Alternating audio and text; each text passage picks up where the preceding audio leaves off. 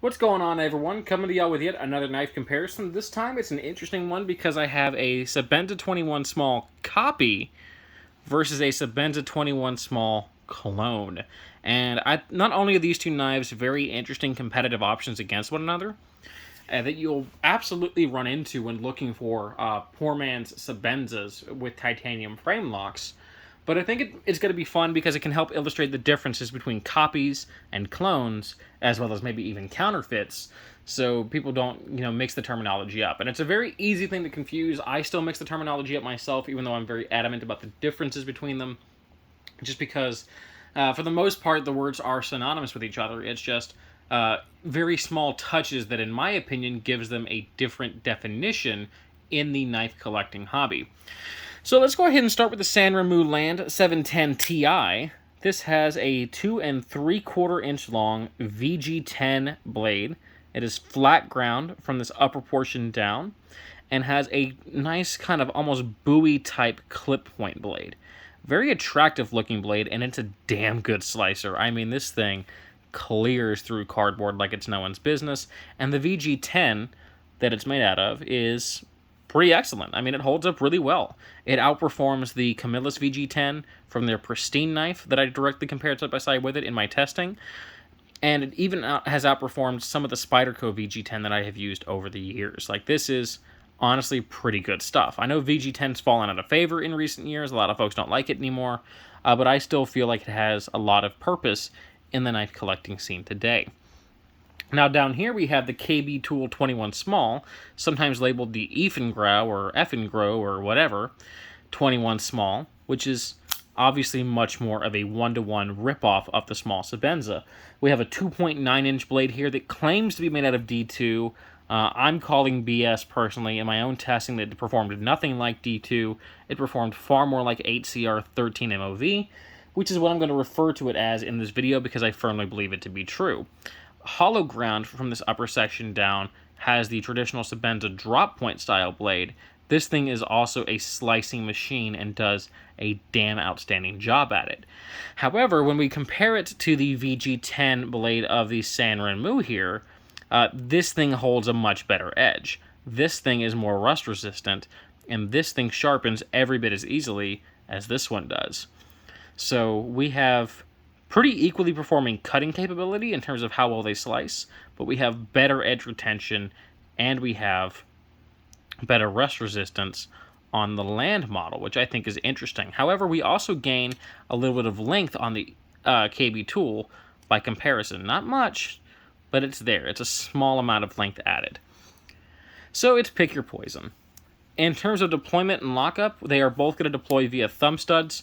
Here we can bring them in side by side. We can see they share a very similar design, both closely mirroring the Sebenza style. This one even more so because it has even mirrored how sloped the volcano steps are, whereas here we have a little bit more texture on each individual ridge or step. I do like the gold anodizing on the Sanrenmu as well as the blue anodizing on the KBTOOL. How do they deploy? The Sanrenmu is fast.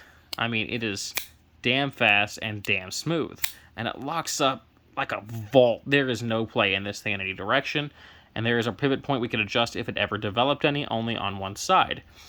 The KBTOOL also comes out fast, also comes out smooth. Like, pretty good action on this thing. And the lockup on this, also very tight, no play in any direction, and we could also easily adjust that pivot point if any were to develop in the future.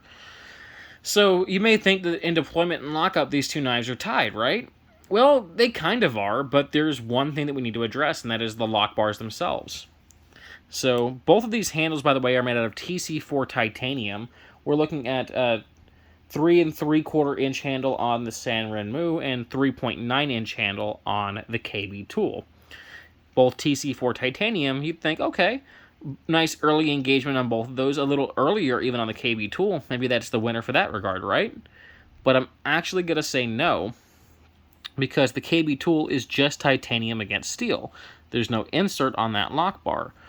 Versus with the Sanrenmu, you can see we have a, maybe you can see that in there, there is a stainless steel insert inside of the titanium frame lock that is going to help make sure that there's a little bit more of a harder surface making contact with that blade tang, meaning that as time goes on, this should wear better than this will.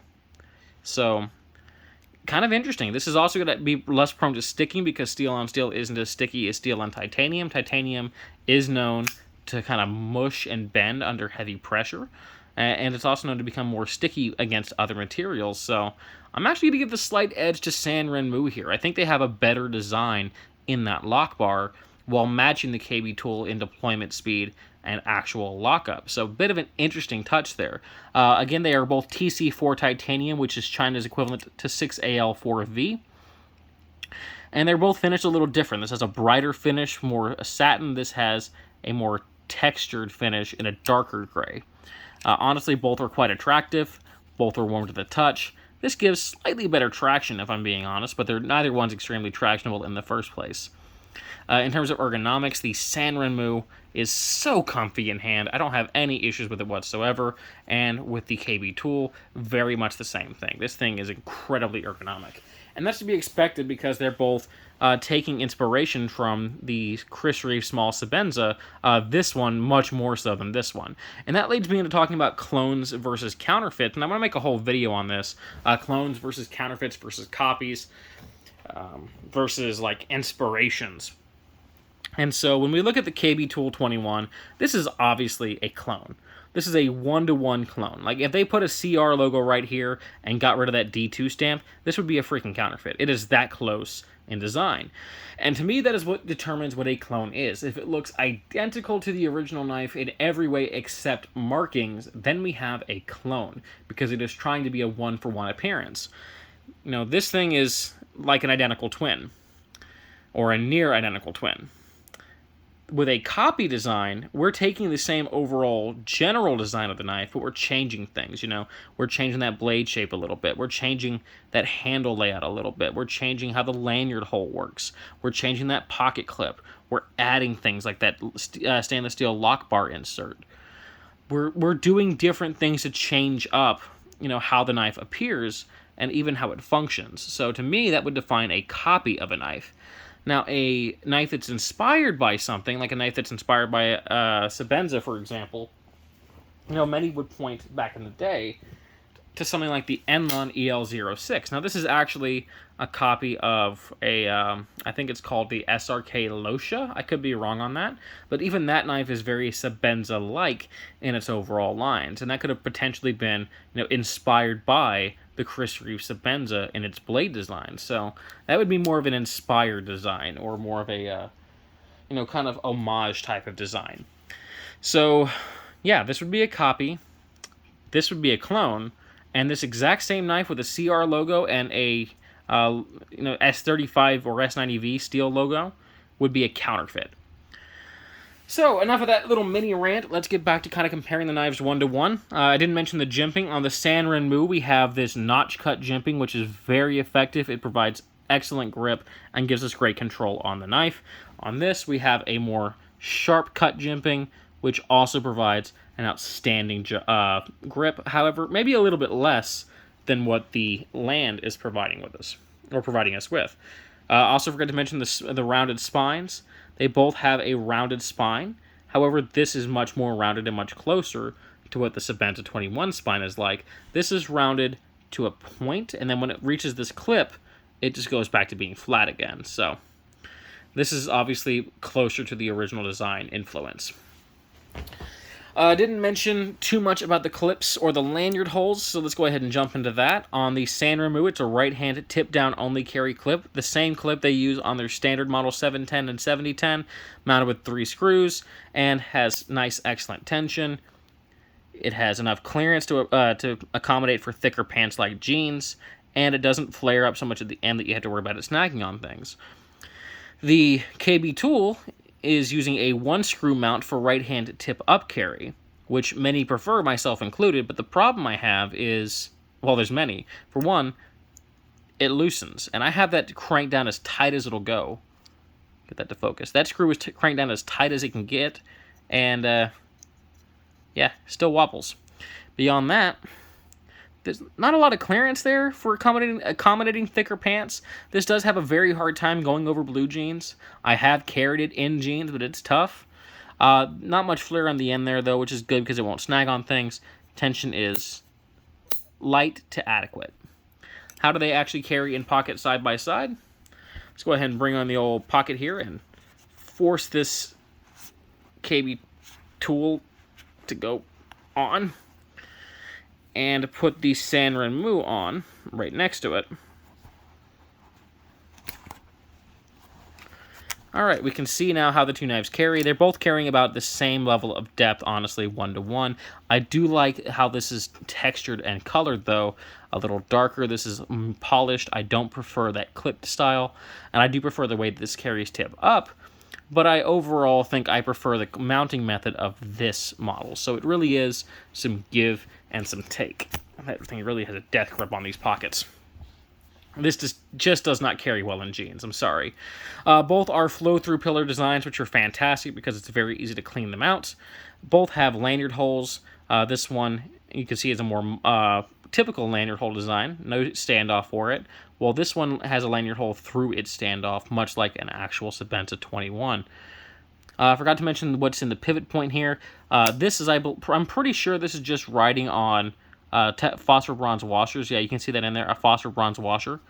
While the Sanrenmu 710 Ti is also riding on phosphor bronze washers in that pivot point. So they have the same method for giving you a smooth deployment as one another. The weights on these knives, the Sanrenmu is 2.4 ounces, incredibly light. The KBTOOL, 2.9 ounces, also quite light. This is obviously a slightly smaller knife, so it's going to be weighing even less. But they're honestly both extremely unnoticeable in the pocket in terms of the heft that you're going to be feeling. The price point, however, is going to be a very big point of contention. We're talking about $70 for the Sanrenmu 710 Ti and $35 for the KBTOOL Small 21. Like, this is literally half the price, so you could literally buy two of them for the price of one 710 Ti. So all these things I mentioned, all the points in favor of the 710, you have to weigh them against that price difference and determine, is it worth the price difference? For me, I'm going to say yes, because I like that at least Sanrenmu has taken some efforts to change the design. While I don't outright despise clones, they're not counterfeits, and that's where another line is counterfeits. I do tolerate clones. I don't have a lot of respect for them either, because they haven't done anything to modify the design or improve upon it or leave their own lasting impression. They're just riding on someone else's coattails all the way through. At least Sanrenmu made some attempts to change things up and kind of put their own flair on it. So I personally prefer this design over this just for that reason. But that is a personal thing, and I don't expect that to mean anything to any of you. We all view things differently. If you don't care about that at all and you say, I'm just in it for the high value, high quality, then yeah, the KBTOOL may be the way to go. The blade steel is inferior, but you can get two of them, And in terms of variations, this is it. This is what you get. That's the only version of the 710 Ti. This does have one other variation with a Damascus blade. I couldn't speak to how good the Damascus blade is on that version. I haven't carried and used it. I would imagine it's probably lower end Damascus, but it could surprise me. I don't know. It might be good. I couldn't speak to it. So, which one's worth the money to you? Well, that's what the video is meant to help you decide. Which one would you purchase with your hard-earned money at the end of the day? Let me know in the comment section down below. I hope you guys enjoyed this video. I hope you enjoy the rest of your day. And until next time, peace, and I will see you later.